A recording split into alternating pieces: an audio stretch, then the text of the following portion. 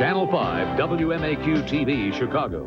Now, live from the NBC Tower, this is the Channel 5 News at 4:30. He was the sports world's most famous father, and then he was killed. It happened in rural North Carolina, where James Jordan's car was found abandoned. His body was found in a South Carolina creek. Within days after the body was identified as that of James Jordan, authorities arrested two 18-year-old men, and now they stand charged with first-degree murder. And tonight, for the first time since the ordeal began, Michael Jordan is talking about his father's murder. Mark Giangreco is here with the details. Mark? Warner and Joan, in a rather lengthy release issued through his attorney, David Falk, Michael expresses his gratitude for the outpouring of sympathy and commends the efforts of law enforcement officials, but then blasts those who advanced rumors about a motive for his father's death. Jordan saying, throughout this painful ordeal, I never wavered from my conviction that Dad's death was a random act of violence. Thus, I was deeply disturbed by early reports speculating that there was a sinister connection to Dad's death.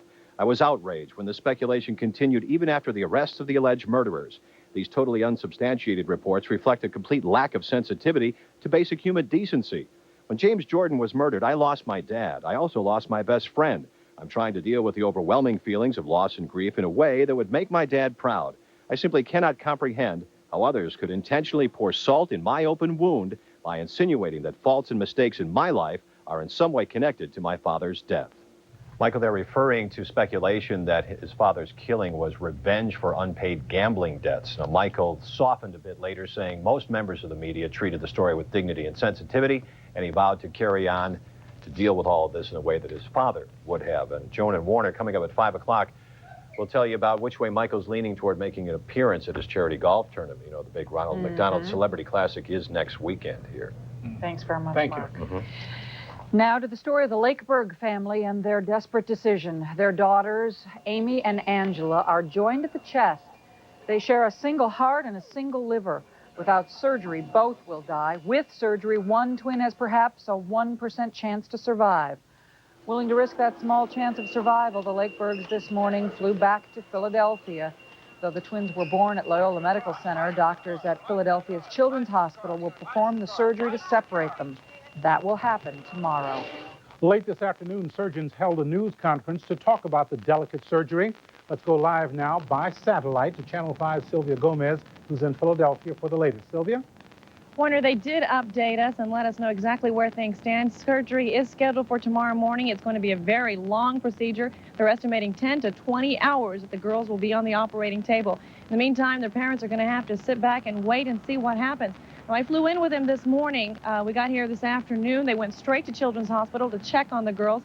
Up until now, they've been very optimistic, but today they actually said they fully expect their children to die tomorrow. They say they have to describe themselves as having faith tainted by realism. I'm just worried what's going to happen. Ken and Retha Lakeberg pause a moment before deboarding their plane from Chicago.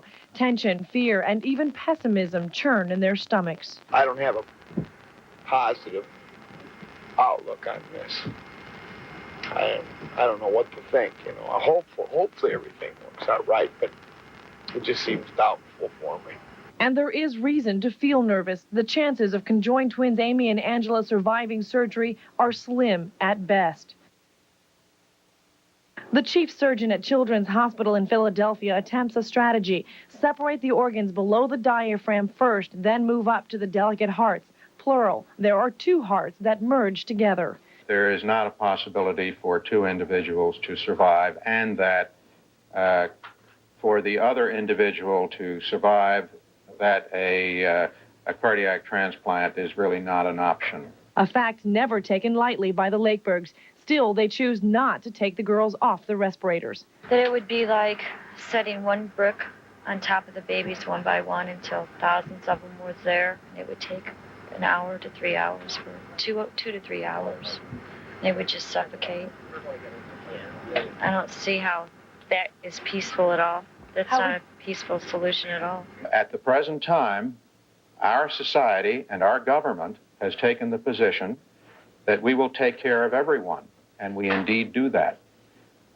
We have not allowed money to be a consideration in a human life if there is any reasonable chance And doctors say there is at least a reasonable chance for one of the twins to survive. However, they hesitate to put a number on it. We've been saying less than 1% chance because that's what we were told by Loyola doctors. Doctors here at Children's say it could be 1%, it could be more. Either way, we do know one thing: one child will definitely die. Back to you in the studio. Thanks very much, Sylvia. We'll be in touch with you, and we will, of course, have more on this story on the Channel 5 News at 6. And tomorrow, Sylvia will join us from Philadelphia to report on the operation.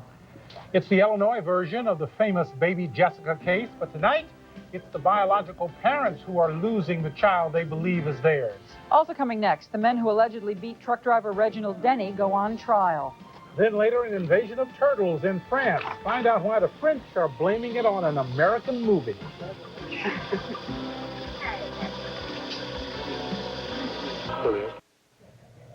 It's a child custody battle, much like that of Baby Jessica, but it's happening right here in Chicago.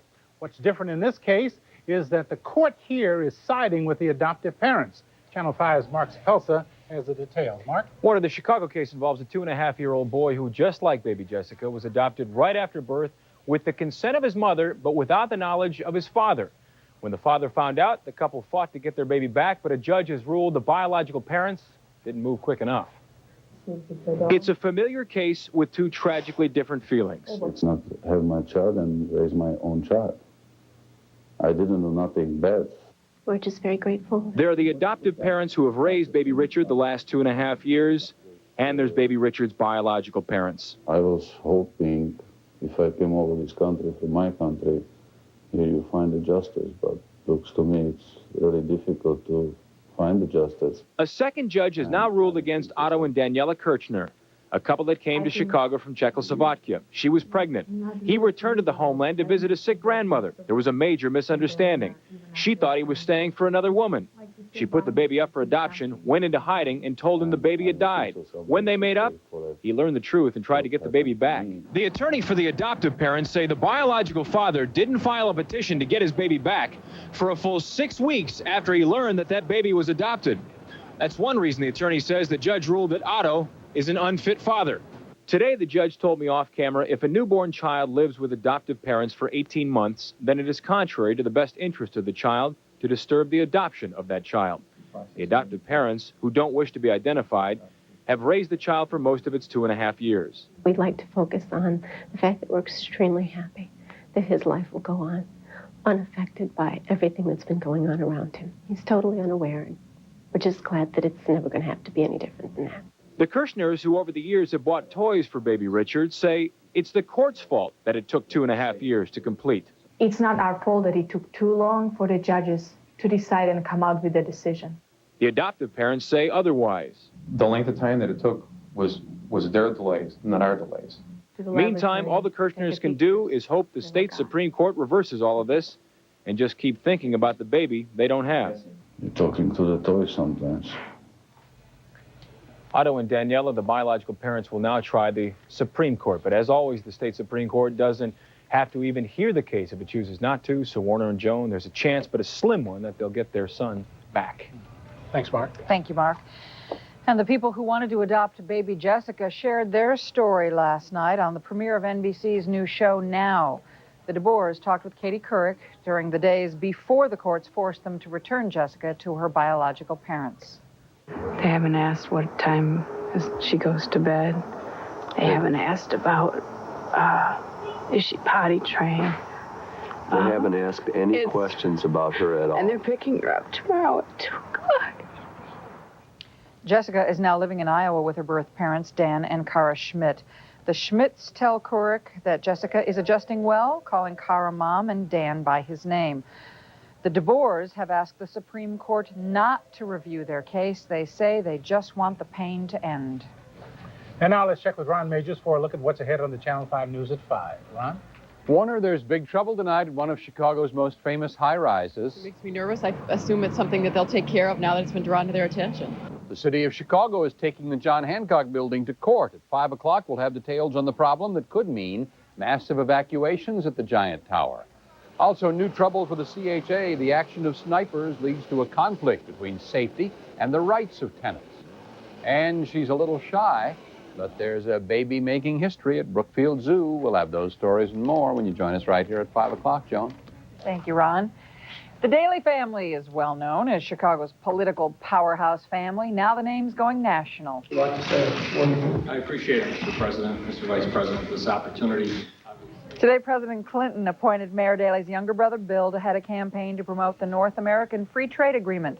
The 44-year-old Daley is an attorney and former president of Amalgamated Trust and Savings Bank. He says he's going to take a 4-month leave of absence from his Chicago law firm to help the Clinton administration. Meanwhile, the president celebrated his 47th birthday with an extra long run this morning. He jogged nearly 4 miles from the White House to Arlington Cemetery and back. Well-wishers waved and even yelled out happy birthday to the president. Mr. Clinton's staff threw him a surprise birthday party last week. This afternoon, the president and his family left for an 11-day vacation to Martha's Vineyard. Well, is there more rain? Let's ask Jim Tillman when he's here in a minute. And we'll also find out why Madonna could end up in court.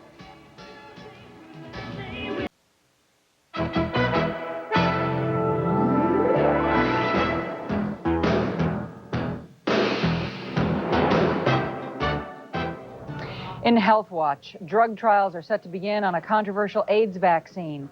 Vaccine will be tested on people beginning early next year. That testing paid for by a special $20 million congressional appropriation. That appropriation was necessary because the National Institutes of Health refused to fund the tests, saying the vaccine didn't show enough promise to justify the expense of testing. Vaccine is designed to delay the onset of AIDS in people who have the HIV virus. Also in Health Watch, sinus infections and headaches. For some people, they seem to never end. For other people, the reason is a deviated septum. That's a structural defect inside the nose. And now there's a new way to correct the problem. Lauren Scott has more. I was having terrible headaches and I was tired all the time. I really, even just to go to sleep sometimes, it seemed like that was the best thing to do. There was a lot of pain right in here in my facial area. 22-year-old Carrie Westling suffered for months before discovering what was wrong. Her nasal septum, or the middle part of the nose, was bent, causing a blockage in the nasal passage and a constant, painful sinus infection. Many people with symptoms from a deviated septum can find relief with medication, but others require surgery. Today, that surgery is much easier for patients who can usually go home the same day. She has a fairly significant obstruction blocking about 85% of this side of the nose. With recently developed equipment, doctors are now able to reach problem areas much easier. What the sinus endoscopes allow us to do is to go into areas which are obstructed by tissue and see the area that needs to be treated surgically. In the past, we needed to remove natural and normal tissue to get at that area. So now the bone and cartilage that is causing the blockage can be removed, leaving straight, clear nasal passages. Many patients, almost immediately after surgery, have marked decrease in the pressure in their head and the headaches that they complain about. Later on, hopefully, they have less infections in the sinuses and less nasal obstruction. They can breathe better through their nose. I'm not tired. I can do anything I want. I don't have to worry about, I can't do this because I have a headache. I don't want to do it. I can just basically do what I want, and I don't worry about it anymore. And this is the area where the sinus normally drains out of. Surgery is always a last resort, but for people suffering serious nasal problems, the options are getting better. For NBC News, I'm Lauren Scott. The surgery takes about an hour and a half, and full recovery takes about 4 weeks. In other news, prosecutors in the Reginald Denny beating case are calling it a vicious and horrible crime. From Los Angeles, John Gibson has the latest from the opening day in the Denny beating trial. The mother of defendant Damian Williams arrived in court, while outside, supporters of Henry Watson and Williams protested the trial. Watson and Williams are expected to mount a defense of mistaken identity, that they are not the people seen in videotape committing crimes at the start of the L.A. riots. Prosecutor Larry Morrison's opening presentation used still frames from videos of the riots to immediately establish the identity of the two defendants at the corner of Florence and Normandy. Using pictures, he showed the jury how the attacks on 8 victims will be proved. This is Larry Parvin being hurled through the air like a sack of potatoes. He's a small man, much smaller than defendant Watson and the others, who attacked him. He was struck by Mr. Watson, and then, while Tarvin was on the ground, Defendant Watson comes up and kicks Mr. Tarvin in the side, just like you would kick off in a football game. Reginald Denny's appearance at the scene came after several others had been attacked. Defendant Watson stomps down on Mr. Denny on his neck and or head, and then Williams steps forward. After having plenty of time to decide what he's going to do. And from inches away, he hurls a brick with all his might into the side of Reginald Denny's skull. The prosecutor said it was Williams who celebrated and danced with glee after assaulting Denny. This is the right side of Reginald Denny's head as it appears today, caved in from the force of the brick Defendant Williams hurled into his head. The prosecutors say Watson and Williams had a part in nearly every major attack on motorists that day. And this is Defendant Williams bending over him, loading. The final indignity performed by Defendant Williams upon the helpless and unconscious bloody Fidel Lopez. Here Williams is spray painting Fidel's face.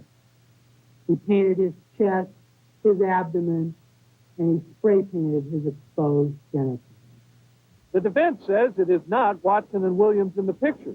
It does not have to prove mistaken identity. It only has to establish reasonable doubt. John Gibson, NBC News, Los Angeles. If convicted, the two defendants could face life in prison. Turning to world news headlines, Israeli warplanes hit Arab terrorist targets today in southern Lebanon. It's reportedly in retaliation for a Muslim terrorist attack that killed 8 Israeli soldiers and wounded 4 others. That attack happened in the Israeli security zone in South Lebanon. There's no word on casualties in the air attack. And in Bosnia, UN troops are exploring the mountaintop overlooking Sarajevo to see if Serbian forces are still there. Under a UN agreement, Serbian forces were to withdraw from the mountain, but the Bosnian president believes Serbs are still atop Mount Igman. He has threatened to walk out of the peace talks in Geneva. Jim Tillman is here, and it looks like umbrellas are certainly in season for today. Even more than that, there's some very heavy weather now moving across the southern portion of our viewing area. The National Weather Service has declared this to be under a severe thunderstorm warning, and we're talking about 3 counties in the southern areas here. We're talking about Kankakee County right here, and we're talking about Ford and Iroquois counties, and you can see all the red. That's severe thunderstorm activity. This particular storm cell right here, moving through Kankakee County, should arrive in Madison about 5:08 and about 5:10 at Park Forest. You can see the lineup of them as they're moving through there. Lots of very heavy activity across this area. There has been a tremendous amount of lightning that has occurred throughout the afternoon, and right at this moment is still occurring along these storms. Now, they're all moving toward the east at about 30 miles an hour. It's somewhere between 30 and 35 miles an hour. You can see them moving in to northwestern Indiana and right across the north central portion of Indiana, moving into Berrien County, Michigan. For those of you north of the city of Chicago and in the northern portions of Cook County, you have very little except some light rain. There might be a little moderate shower from time to time, but all the really heavy activity is well to the south and to the west, and of course it should not affect you. Showers and storms are certainly part of the picture. Some of that rain can be very heavy, have gusty winds and frequent lightning. Stay tuned to Channel 5 News for further developments on all of this. It'll surely be over within the next few hours. In the meantime, we have to be careful on the south side. Okay. Thanks very much, Jim. Well, teenage girls have been copying singer Madonna's look. Now a record company says Madonna is the one doing the copying. Easy Street Records and Publishing is suing Madonna, saying that her songs Bad Girl and Deeper and Deeper are copies of their songs. The record company is asking $2.25 million from Madonna for copyright infringement. The suit also names Time Warner and others. Are you stumped for a way to have fun this weekend? Entertainment reporter Norman Mark has some suggestions of new things to see or do, ranging all the way from a new Woody Allen movie to an air show. The best of the new movies opening this weekend, Woody Allen's Manhattan Murder Mystery. Woody and Diane Keaton are neurotic detectives with Angelica Houston as a tough lady who teaches them to play poker. It's Woody's funniest in a long time. Perrier? Oh, what are you talking about? I had rum cake. Two overlooked but entertaining films are now in video. The offbeat Mad Dog and Glory features Bill Murray as a stand-up comic and gangster with Robert De Niro as a cop. Watch It is about guys who still play pranks on each other years after leaving college. A movie about when will the boy become the man, and it's marvelously on target. Frank Sinatra begins a 3-night stand at the Paramount Arts Center in Aurora tonight, with some of the ticket money going to renew that theater. Black tie optional.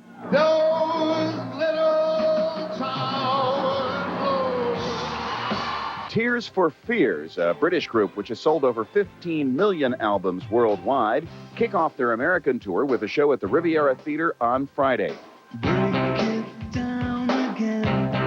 It's been 40 years of memorable performances for the Dells of Harvey, Illinois, and they play the Plaza Theater in Merrillville on Friday. The Kinks, 30-year veterans of the rock and roll scene, play Poplar Creek Saturday night. Their hits have included You Really Got Me, All Day and All of the Night, and Lola. About 2 million people will attend the 35th annual Chicago Park District Air and Water Show along the lakefront Saturday and Sunday from noon to 4:30. It's the nation's oldest and largest free annual air and water show, and it features the Air Force Thunderbirds flying 18 inches apart. Call this Hey, Hey in the Park. Friday night, Venetian Night, the Grant Park Music Festival at the Petrillo Music Shell, presents sportscaster Jack Brickhouse and his reading of Casey at the Bat. And I predict Jack will not strike out. I'm Norman Mark, Channel 5 News. And back with more news, including a turtle invasion of France in just a moment.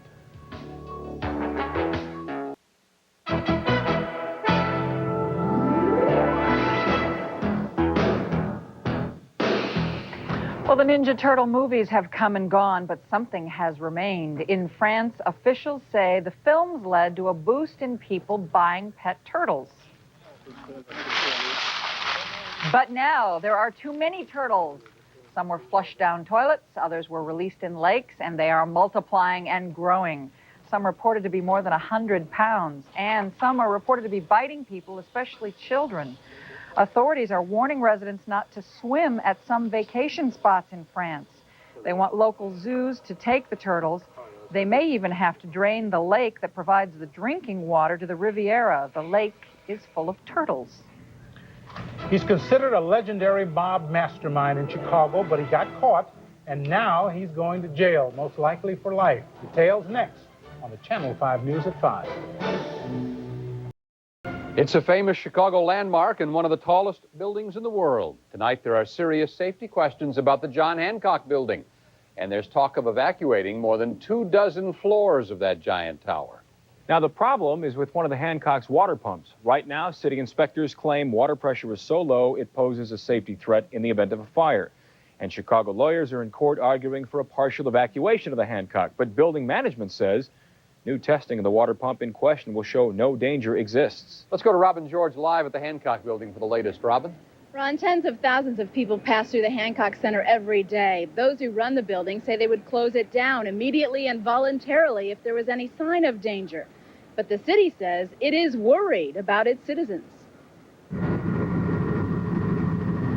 Chicago's John Hancock Center is world famous, but in the event of fire, is it safe? The city says no. At this time, no, we don't believe it's safe. It's a serious situation. Today, the city took the Hancock building to court. Lawyers argue the situation is so dangerous that floors 17 to 39 should be evacuated. A random inspection by the fire department on Friday showed that one of the building's water pumps was not working. There are several pumps which push water to the top of the Hancock in case of fire. But the inspection showed that pump number 2, the pump that services the 17th through 39th floor, was providing only a fraction of the water necessary to fight fire. The remainder of the building is okay. Right now, an additional sprinkler system is being installed throughout the Hancock. The fire department says that sprinkler system may have jeopardized the standpipe system. But lawyers for the Hancock called 3 expert witnesses today who insist the building is safe. Of course, I think the building is safe, and I don't think that we're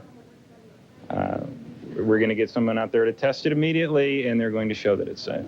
That inspection is scheduled to happen overnight. Meanwhile, the general manager of the Hancock Center says he's 100% confident the new test will show the pumps are in perfect working order. Tenants are still a bit concerned. Well, I never was aware that that was a problem, but now that you're mentioning it, it's something that's, to consider. It makes me nervous. I assume it's something that they'll take care of now that it's been drawn to their attention. If the problem isn't corrected by Tuesday morning, Judge Morton Zwick says he will order the partial evacuation of the Hancock Center. Those floors are mainly office spaces. But the Hancock hopes that the test done overnight will alleviate any concerns even before the start of business tomorrow. Reporting live, I'm Robin George. Back to you. Well, Robin, it's also interesting that we're watching the wheels seem to grind slowly. If there's a danger tonight as well as there is next Tuesday. Well, the Hancock says it first found out of any potential problem last Friday, but they are disputing the test results. They think that the test was done inaccurately, and that's why they think that the test done overnight will correct any concerns. So that's why the Hancock doesn't believe there's a concern at all. Okay, thanks, Robin. Well, what city officials are obviously worried about is a high-rise fire they wouldn't be able to control. There was such a fire in 1987 at One Illinois Center on Wacker Drive. It happened late at night on the 20th floor. A woman working late was trapped and died. Firefighters weren't able to get to her in time because of several things, including malfunctioning elevators, and they complained that a maze of cubicles in every office contributed to the deadly delay, and at the time of that fire in 1987, that building did not have a sprinkler system. So again, as we said, there will be another test of the Hancock's system overnight, and we'll tell you how that goes tomorrow. He's considered the mastermind of a Chicago mob street crew, but tonight, Rocco Ernest Infelice and two colleagues in crime are heading to prison. Infelice is sentenced to 63 years. Robert Bellavia gets 30 years. And Luis Marino gets 28 years, all convicted of running a huge gambling and juice loan operation in Cook and Lake counties. Channel 5's Phil Rogers has more. A rare scene played out in a federal courtroom. Convicted mob gambling boss Rocco Infelice at his own sentencing accusing Judge Ann Williams of being biased, siding with the government throughout his trial. I believe in law and order, justice, and the jury system, said Infelice, but these prosecutors brought witnesses worse than the defendants they were trying. We didn't get a fair trial. We were fighting 3 prosecutors here, and you were the 4th one. Nonetheless, Judge Williams gave Infelice what amounts to a life sentence and potential life terms for his co-defendants. 63 years for the 71-year-old Infelice, 30 for Robert Bellavia, 28 for Luis Marino. Infelice is seen here with one-time associate turned government informant William Jehoda, discussing the murder of a competitor which Jehoda said Infelice and his co-defendants plotted and carried out. The jury could not reach a verdict on murder charges, only conspiracy, but Judge Ann Williams assigned the stiffest penalties allowed, declaring the Infelice street crew an organization that existed for a number of purposes, all of them illegal. Afterward, defense attorney Patrick Tewitt picked up where his client left off, saying the judge had sentenced Infelice for a crime which the jury could not agree on, and that would be the basis of his appeal. It subverts the whole jury system to say, jury didn't find him guilty, but I'm going to find him guilty and I'm going to give him a sentence. His sentence should be about 6 years for gambling and those things that the jury found him guilty of. Self-proclaimed mob princess Antoinette Giancana led the cheers for Infelice in the courtroom, declaring Judge Williams had singled the 3 out for harsh treatment just because of who they were. I think there's 2 kinds of justices, and there's justices for the alleged mobster, and there's other justices for other people. I think it's an injustice to my people. Phil Rogers, Channel 5 News. Now, the last defendant in the case, Salvatore De Laurentiis, is supposed to be sentenced sometime next week. Tonight, a new allegation of sex abuse against an Illinois priest. The alleged victim has filed a $3.5 million lawsuit against a Belleville priest and the Roman Catholic diocese there. Stephen McCaffrey of New Mexico alleges that Robert Vonneman, a Catholic priest, showed him pornography and sexually assaulted him at a children's camp in 1981. McCaffrey was 13 years old at the time. I volunteered to be an altar boy, and that was how he gained access to me. Vonneman is also named in 2 other sexual misconduct complaints. In March, he stepped down as pastor of St. Joseph Parish in Elizabethtown. 6 priests and a deacon have now been asked to leave their positions in the Belleville diocese in just the past few months. 4 Chicago police officers remain hospitalized following the collision of 2 police cars last night on the northwest side. That crash occurred just before 1 a.m. at Broadway and Catalpa. An unmarked tactical unit car rammed a squad car, pushing it into a restaurant. It took more than an hour to cut the driver of the squad from his car. A total of 6 officers injured. 2 remain in serious condition. Both cars are responding to a report of a man with a gun. The pressure is building to solve Chicago's school funding crisis. Ahead, how students and parents are taking matters into their own hands. And later, why gangs in one CHA project are too. We'll tell you why snipers are taking pot shots at workers. And in Health Watch, details about the strongest link yet between cigarettes and a deadly cancer. Those stories and more coming up on the Channel 5 News at 5. Calling you to urge you to call on Governor Edgar to convene a special session on the... In School Watch tonight, parents and students take to the phones urging lawmakers to meet so Chicago Public Schools can open on time. Now, that deadline is looming for the Chicago School Board to balance its budget and open schools next month. Right now, teachers' union delegates are getting a progress report on contract talks. Mayor Daley expresses optimism while touring 2 Chicago schools. Plus, parents and students are using their power of persuasion on state lawmakers. Channel 5's Derek Blakely is live in the loop with more on this story. Derek? Mark, as you said, members of the Teachers Union House of Delegates are meeting here at the Bismarck Hotel, receiving an update on contract talks from Union President Jacqueline Vaughn. Now, as you may know, both Mayor Daley and Governor Edgar are saying there must be contract concessions from teachers and that contract must be wrapped up before there'll be any more state aid from Springfield. But earlier today, over at the school board, parents, teachers, and students were on the phones urging legislators not to wait. Yes, I'm a parent of the Chicago public school system. I'm calling you to urge on Governor Edgar to convene a special session of the General Assembly to address the Chicago Public Schools funding crisis. The calls went out from school board headquarters, parents, teachers, senior citizens, all pressuring state legislators to act. But School Superintendent R.G. Johnson found the efforts of student volunteers especially impressive. What kind of responses are you receiving? Well, we're receiving responses that are saying that the state representatives are doing everything they can, and they're very concerned about the Chicago public school system. Oh, that's encouraging. But teacher Nilda Soto heard a less encouraging message when she called Senate President Pate Phillips. He just explained to me that it didn't make sense to have a special session unless there is some kind of an agreement between the union and the Board of Education. But so far, there is no agreement. And even teachers at the phone-a-thon said they're reluctant to make concessions. We don't want anything to be given up that we fought for in the past.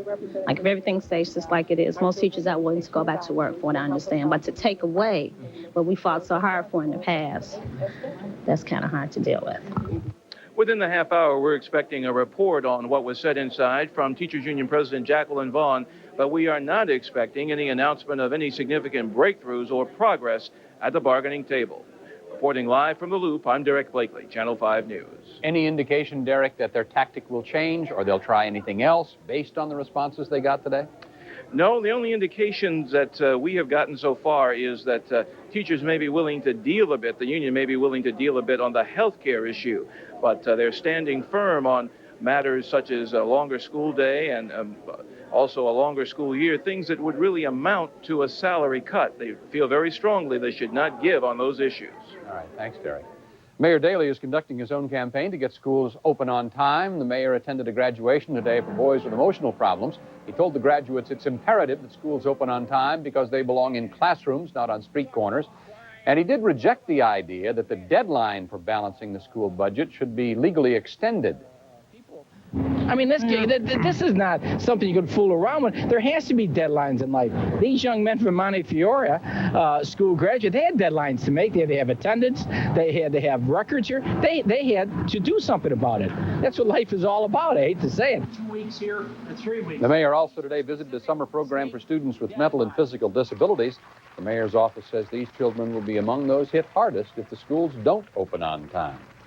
Next, we'll tell you about an illegal sweep at the CHA, how officials knew it was illegal, and why they did it anyway.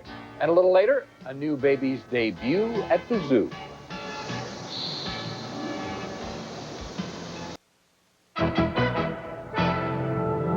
Security is tight today at Robert Taylor Homes as contractors who were trying to install window bars to keep children from falling out are going back to work. They'd been fired on by snipers, and now the CHA is taking heat for the way it responded to those attacks. The problem is the security sweep conducted by the CHA yesterday was illegal. As Channel 5's Emmett Miller reports, the officers did not have a search warrant. Today at the Robert Taylor home's general maintenance sweeps. A small army of policemen just outside the door. Yesterday at Robert Taylor, a sweep of a different sort. Yesterday, I know they recovered, the CHA recovered a rifle and quite a lot of narcotics paraphernalia, including, rock cocaine and marijuana and scales and bullets. Not a single warrant having been issued, the CHA admits the search of 4500 South State Street was illegal. And while the ACLU has filed lawsuits against searches of this sort, the CHA says certain situations make them necessary. Situations like Tuesday's attack on outside contractors. They were installing some of the child protection devices in the windows, and there was apparently some shots fired and some threats made at the subcontractors. 4 people were arrested on weapons charges.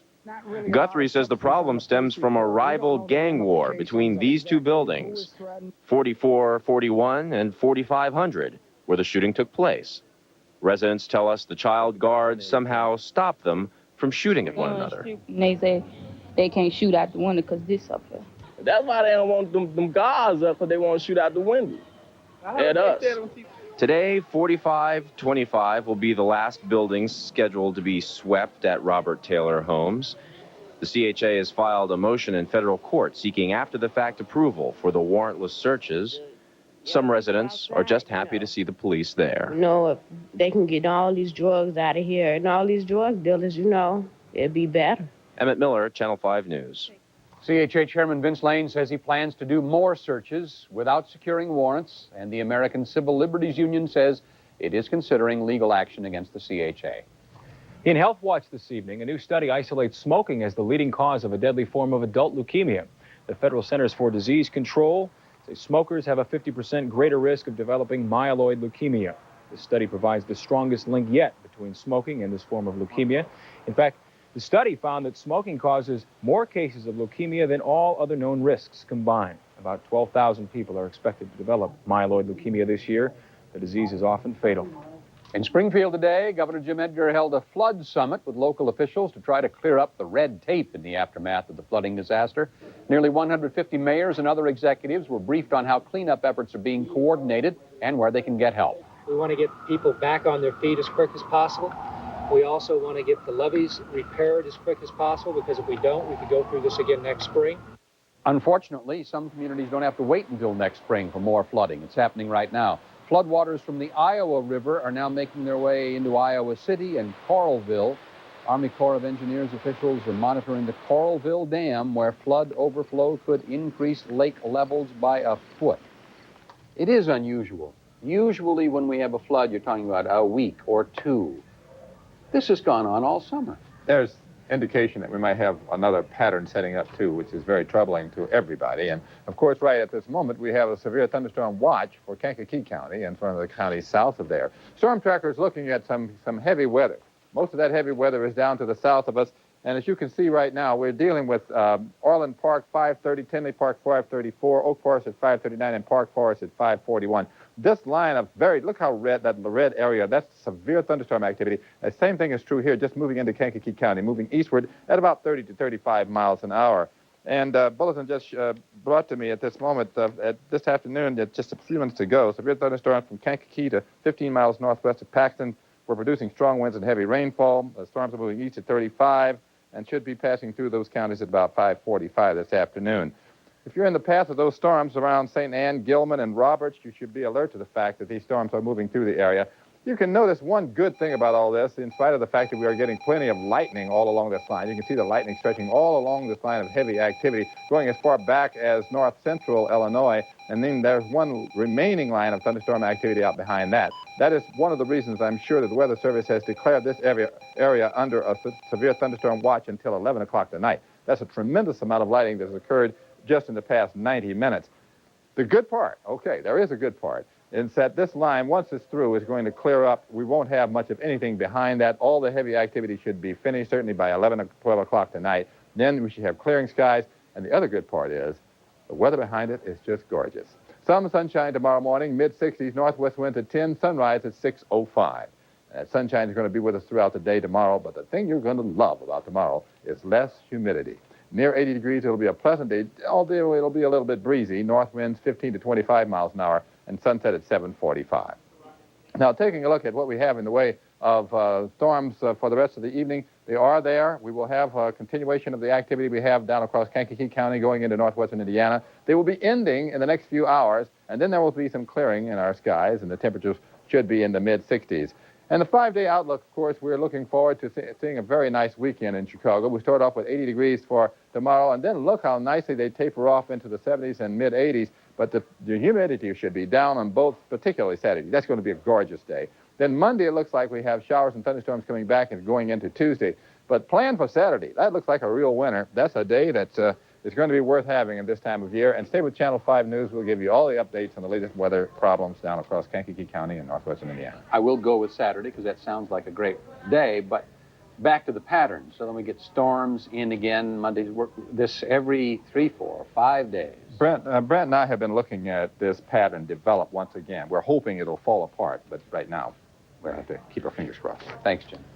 Well, he buried his father on Sunday. Today, Michael Jordan lets us know what's on his mind about this whole situation. His statement of sports next. And more walking wounded on the fields of Platteville as the Bears prepare to break training camp. Mark will have that story. Stay tuned. Mark's in with more on Michael Jordan. Probably the best way to do this, I would imagine, Mark. In case you missed it earlier, Michael Jordan today issued his first official reaction to the murder of his father, thanking the fans for their sympathy and the authorities for all their efforts, but also saying, I was deeply disturbed by the early reports speculating there was a sinister connection to Dad's death. I was outraged when the speculation continued even after the arrest of the alleged murderers. I simply cannot comprehend how others could intentionally pour salt in my open wound by insinuating that faults and mistakes in my life are in some way connected to my father's death. Michael referring to his association with known gamblers. Jordan added that the majority of media reports were dignified and sensitive and vowed to deal with this situation the way his dad would have. The question now, what about Michael's Ronald McDonald Celebrity Golf Tournament next weekend? Officials said they're still unsure whether Michael will make an appearance, but the show definitely will go on. We've just talked to Michael, and it is his feeling that the tournament should go on as planned. All proceeds for this tournament, as you know, benefit children, and Michael's feeling is that his father would have wanted the tournament to go on. Our plan is to follow through with all of our original plans. That's good news. As for the Bears, Dave Wanstead cut 5 players today, including linebacker Tim Polk, and then he worked newly acquired Vincent Smith at all 3 linebacker spots, creating some real competition for a change. In the meantime, Fridge figured with all the rain lately, he should be ready for another shower. And when it rains, it pours. Wanstead down to 2 rookie tight ends now, announcing Keith Jennings will be out at least a month with his knee injury. He's going to be out probably till after our bye. I mean, is what they're projecting. Oh yeah. Yeah, he's going to be out. It was a no surgery or anything like that, but it's a tear in something in the knee, and he's going to have to rehab and come back. Whitaker and Wet Night are going to get to work here the next 2 weeks, and we plan on going into the season with those guys, and we'll be fine. Well, we'll see. Finally, got another one of those high-tech exercise stories for you. This machine is called the Power Size. It's a robotic trainer that actually talks you through a condensed workout with some criticism and some encouragement, too. He knows that I want to gain in my chest and back. He knows that I've skipped the last 3 weeks and haven't worked out. He knows the length of my arms. He knows how strong I am. The robots are talking with you about other members or about other robots, and yet you're getting an hour-and-a-half workout condensed in only 30 minutes. Mr. Olympia, you are simply wonderful. Reminds me of that electronic scale I have at home that says, hey, 1 at a time. You know? All right, thanks. Let's check with Joan and find out what's coming up at 6. Ron, 3 brothers who work for the city of Chicago are in trouble with the law. I never had no guns. Only guns I had in my house was a BB gun. John Spina and his brother Anthony face weapons charges, but a third brother, Chris, faces much more serious charges. And Charlie Wojciechowski with a weekend preview. Charlie? Right now we're at Meigs Field. That's an Air Force Reserve transport plane here for the Chicago Park District's Air and Water Show. We'll have a preview coming up at 6 o'clock. Thanks, Charlie, and we will have much more when you join us at 6. Mark? All right, Joan, thanks. Finally, a big day at Brookfield Zoo. Coming out of sorts for its newest addition. This is who they're making all the fuss about, little Kutai. First orangutan born in the zoo's history. Species is endangered, which makes Kutai's birth a special event, not just at Brookfield, but around the world. She was born 3 weeks ago and has been in the secluded area of the zoo's Tropic World Asia exhibit until today. And that's the news to now. NBC Nightly News is coming up next. Thanks for watching.